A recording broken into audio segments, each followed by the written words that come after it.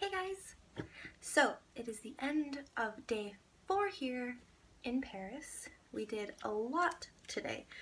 We had breakfast, and then we took the metro to the Louvre, which was pretty surreal. First time I saw the Louvre was when I was little and I watched the Da Vinci Code, and I was like, wow, that place is really cool. And I'm like, wow, maybe one day I'll be able to go there. So, just being able to go today, seeing it, was amazing. After that, we were going to go to a fashion museum, which was supposed to be right next to the Louvre. So a couple of us were trying to find it, and all we knew was that it was supposed to be like somewhere on the right side of the museum, but we didn't know exactly where, because we don't speak the language, we can't read the signs, we just kind of have like an address and a basic idea of where to go. So we were like trying to follow the road, but we were having trouble locating the museum, so we ended up asking someone for directions. It was like one of those guys who like they ride the bikes and then like they take you around in like a carriage and like a tourist trip kind of thing. So we asked him for directions, and like we showed him the address and like a picture of the museum, and we told him the name, and he's like, oh, it's down that way, it's near the Eiffel Tower, just go down the river. So we started walking, but we're like, oh, it's kind of like a far walk, it's farther than we thought, maybe we should just ask him if he can take us. So we did, and he's like, oh yeah, I'll take you, it's fine. So we got into like the carriage thing, and that was really fun. But we kept going and going, and then we were on there for like 15 minutes. And that's when we realized that we probably weren't going to the right place, because we thought that it was supposed to be walking distance.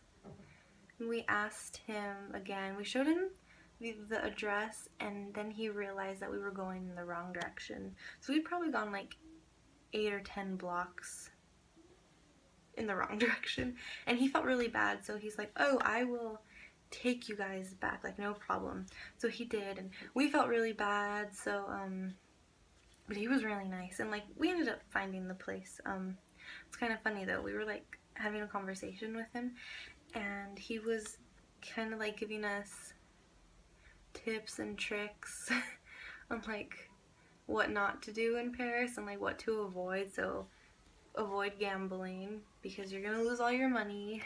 don't participate in like the cup games where it's like 3 different cups with like a marble or something under it, and like that whole thing. Don't do that because you're gonna get ripped off. And then secondly, if someone approaches you and they have a pen and paper and they ask you if you speak English, say no, because they are a gypsy and they're going to pickpocket you. So, and as soon as he told us that and he dropped us off, 2 gypsies came up to us and tried to like do that whole thing, and he was like, get out of here, get out of here. Like he was trying to help us out. So he was really cool. We didn't get his name, all we know is that he's from Bulgaria, and yeah, he was awesome. Thank you, Mr. Bulgaria. You're awesome. We also today we saw the Bald Soprano. We were supposed to do it yesterday, but like I said, there was like a mix-up, so that didn't end up happening. It happened today, and I wish I could have understood what they were saying. I don't know. It was a pretty short show. It was only like an hour, but it was like in a small theater, and it was really hot and stuffy because it was really hot today. So being in the small space with like a whole bunch of people with like the theater lights on and having the doors closed, it was really hot. Yeah, I don't know. Maybe if I understood what they were saying, it would have been easier to like distract myself from the fact that I was profusely sweating. So gross.